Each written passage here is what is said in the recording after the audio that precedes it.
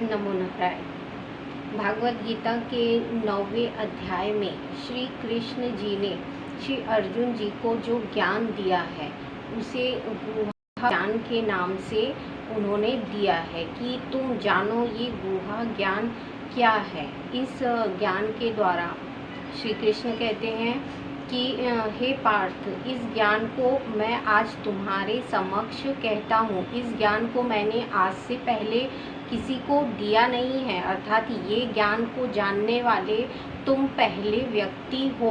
क्यों? क्योंकि तुम मेरे मित्र भी हो और तुम मेरे शिष्य भी हो, इसलिए मैं गुहा ज्ञान तुम्हें प्रदान करता हूँ कि तुम्हारी भटकन जो है वो दूर हो सके। अनंत काल से जो मैं इस सृष्टि का जो निर्माण किया है वो श्री कृष्ण के द्वारा किया गया है। यदि ये सृष्टि चलायमान है तो श्री कृष्ण के द्वारा ही चलायमान है। तो वही समझा रहे हैं श्री कृष्ण जी अर्जुन को कि तुम हो कि इस ज्ञान में यदि तुम्हारा कल्याण हो सकता है तो मैं तुम्हें एक रहस्यमयी ज्ञान बताता हूँ जो हर ज्ञान का राजा है। ये जो दिव्य ज्ञान है ये हर ज्ञान का राजा है, यानी इस ज्ञान को तुम सबसे श्रेष्ठ मानो। इस ज्ञान को देने के लिए आज तक कोई भी विश्वविद्यालय स्थापित नहीं किए गए हैं। हर ज्ञान को प्राप्त करने का एक माध्यम है। यदि तुम देखोगे जितने भी शिक्षा के केंद्र हैं वहाँ किसी न किसी प्रकार की शिक्षा,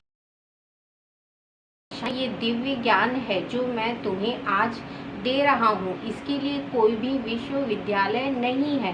ये दिव्य ज्ञान जो है ये अपनी योग साधना के द्वारा ही अर्जित किया जा सकता है, अर्थात उस चीज़ को तुम्हें अपने योग में उतार के और समझना पड़ेगा कि क्या है ये गुहा ज्ञान। तो वही कह रहे हैं कि जो सृष्टि मैं चलायमान रखता हूँ, जिस सृष्टि को मैंने चलायमान रखा है उसमें व्यक्ति मेरे हिसाब से विचरण करता है, अर्थात मुझ में तो सब व्यक्ति स्थापित है पर मैं हर व्यक्ति में स्थापित नहीं हूँ। मैं किस में स्थापित हूँ? जो मुझे मानते हैं, कुछ मूर्ख मनुष्य जो मुझे मनुष्य रूप में समझकर मेरी भक्ति नहीं करते हैं, तो वो व्यक्ति क्या होते हैं, भटक जाते हैं, अपने विचारों में भटक जाते हैं, अपने कर्मों में भटक जाते हैं। उनको मैं प्राप्त नहीं होता हूँ। मैं किन्हें प्राप्त होता हूँ?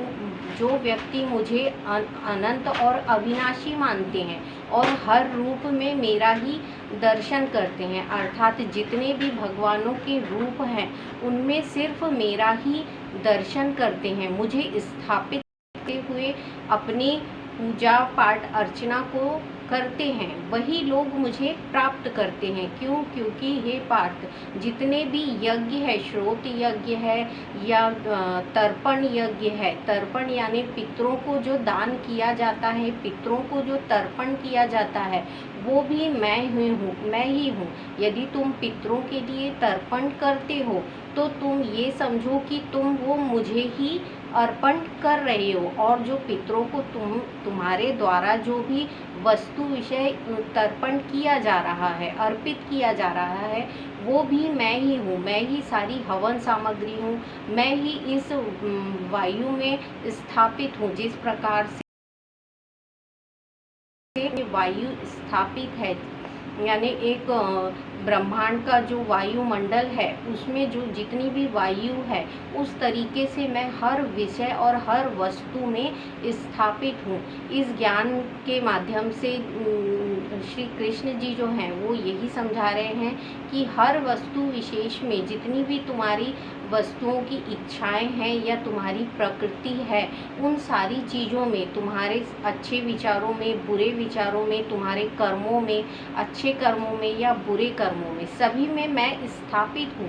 पर किस तरीके से स्थापित हूँ? तुम मुझे कर रहे हो, कर्म समझकर तुम मुझे करोगे, उसके फल की भी तुम्हें चिंता नहीं होगी या उसका फल भी तुम्हें समझ में नहीं आएगा, पर तुम्हारे द्वारा किए गए कर्म जो मैं ही करा रहा हूँ और उनके उसके जो परिणाम होंगे वो मैं ही तुम्हें दूंगा। तो इस प्रकार समझो कि तुम इस प्रकृति के माया में जो है वहाँ विचरण करने मनुष्य रूप में आए हो। तो यहाँ के जो नियम है और जो यहाँ के जितने भी कर्म है वो तुम्हें अपने दायित्व समझकर करना ही पड़ेंगे। इस प्रकार से तुम जानो, जितने भी वेद हैं, ऋग्वेद है, यजुर्वेद है और सामवेद है, जितने भी वेद हैं उन सब में जो कहा गया है या उसके अक्षर हैं, उसका जो ज्ञान है वो सब मेरे ही द्वारा है, यानी मैं ही उनमें ज्ञान हूँ, ज्ञान रूप में मैं ही उन वेदों में स्थापित हूँ। जो लोग इसे पढ़ते हैं,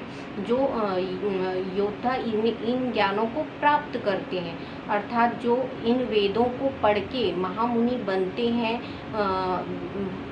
परिश्रमी बनते हैं, वो क्या करते हैं, इनके द्वारा जो प्राप्त करते हैं ज्ञान, वो ज्ञान मैं ही हूँ। उनका जो ज्ञान उत्पन्न होता है इन वेदों को पढ़ने से, उसका जो सार है वो मैं ही हूँ। यानी जो पहले से लेके आखिरी तक जितने भी वेद लिखे गए हैं, जितने भी हमारे पुराण लिखे गए हैं, उन सब में ज्ञान जो है वो श्री कृष्ण के ही लीलाओं के ज्ञान दिए हैं। यही कह रहे हैं कि उनमें लिखा एक एक शब्द मैं ही हूँ, उनमें लिखी एक एक बात मैं ही हूँ। तो तुम ये जानो कि इन ज्ञानों में सर्वश्रेष्ठ जो ज्ञान है वो मैं तुम्हें दे रहा हूँ। इस ज्ञान को पढ़कर, इस ज्ञान को सुनकर तुम पहले मनुष्य हो जिसे मैं ये ज्ञान दे रहा हूँ। इस ज्ञान को प्राप्त करने के बाद तुम्हारे सारी जो शंकाएं हैं वो दूर हो जाती हैं। कैसे दूर हो रही हैं? अब श्री कृष्ण कह रहे हैं कि जितने भी मनुष्य हैं वो मरने के पश्चात, यानी मृत्यु के पश्चात मुझ में ही आकर विलीन होते हैं। अब उन भूतों में जो मरते हैं उन्हें भूत कहा है। अब मरने के बाद जो मनुष्य भूत बन जाते हैं या जिनकी आत्माएं भटती हैं, वो सब आके मुझ में मिलते हैं और फिर उन्हें मैं क्या करता हूँ, अन्य लोकों में स्थापित करता हूँ, अन्य रूपों में स्थापित करता हूँ।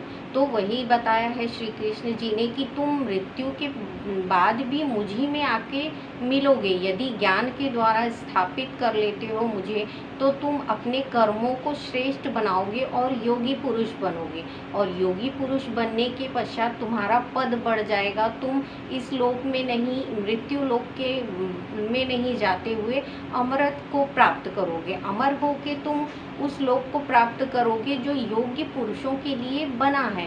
किंतु जब मृत्यु होने के बाद यदि जो सामान्य मनुष्य है वो अपने विचारों को बदलता नहीं है या मेरे सत्य को जानता नहीं है, कुछ मूर्ख मनुष्य मुझे मनुष्य रूप में समझकर मेरी पूजा नहीं करते या मेरा भजन कीर्तन नहीं करते, वो क्या होते हैं, सिर्फ अपने कर्मों में भटकते रहते हैं और मृत्यु के पश्चात मैं उन्हें फिर से इसी लोक में स्थापित कर देता हूँ। जो हमारा ज्ञान है, गुहा ज्ञान जो श्री कृष्ण जी ने अर्जुन जी को दिया है, उसमें श्रेष्ठ यही है कि पुण्य कर्मों को करने वाला तुम किसी भी रूप में मुझे भजो, यानी मेरी भक्ति करो। यदि तुम भक्ति कर लेते हो और तुम मुझे स्थापित कर लेते हो अपने शरीर में, अपनी भक्ति में, अपने मन में, अपने विचारों में, तो मैं तुम्हें मृत्यु के पश्चात तुम्हें भटकना नहीं पड़ेगा, इस लोक में भी नहीं, अगले लोक में भी नहीं। तुम मुझ में स्थापित हो जाओगे। जो जितने भी भूत योनि के होते हैं, जिनकी आत्माएं तृप्त नहीं होती, वो अनंत काल तक भटकते रहते हैं। और जो मुझे भज लेते हैं, जो मेरा स्मरण कर लेते हैं या मेरे सत्य को जान लेते हैं कि मैं हर चीज में स्थापित हूँ, उनके द्वारा कर्मों में स्थापित हूँ, पूरे ब्रह्मांड की शक्तियों में स्थापित हूँ। जो मनुष्य का भौतिक शरीर है, तो उस भौतिक शरीर को मैं अपनी भौतिक शक्ति के द्वारा ही संचालित करता हूँ। तो जब मैं यदि संचालित कर रहा हूँ मनुष्य की भौतिक शरीर को, तो उन सारी चीज़ों में मैं ही स्थापित हूँ, इसलिए वो संचालित हो रही हैं। ये अपने आप ही चलायमान होता है, इसमें मेरी कोई आसक्ति नहीं होती है कि मैं किसी मनुष्य का बुरा चाहूँगा या मैं किसी मनुष्य को बुरा फल दे दूँ। ये अपने कर्मों के द्वारा मनुष्य जैसा सोचता है, जैसा विचार अपने मन में रखता है, वैसे ही रूप में मुझे प्राप्त कर लेता है। अर्थात यदि कोई बुरा व्यक्ति है और बुरे कर्मों को कर रहा है, तो उसके साथ भी मैं स्थापित रहता हूँ, पर कब तक नहीं लेता, यानी जब उसके कर्म ये समाप्त हो जाते हैं, उसकी बुरी सोच समाप्त हो जाती है, उसकी बुद्धि जो है अच्छी बुद्धि को प्राप्त नहीं कर लेती, यानी अपने दुष्कर्मों को छोड़कर अपने सत्कर्मों में जब तक नहीं लग जाता वो, तब तक मैं उसको चलायमान रखता हूँ, अर्थात उसमें सुधार काम को करता ही रहता हूँ। क्यों? क्योंकि जब व्यक्ति सुधरता है तो वो श्री कृष्ण में विलीन होता है, और जब मनुष्य सुधरता नहीं है तो वो फिर से इस लोक को छोड़कर भूत रूप में, यानी भटकती हुई आत्मा को प्राप्त करता हुआ वापस इसी लोक में जन्म लेता है। तो मैं भी ये नहीं चाहता कि मनुष्य अपनी भटकन को भटकता रहे और मृत्यु लोक से वापस इसी लोक में आ सके।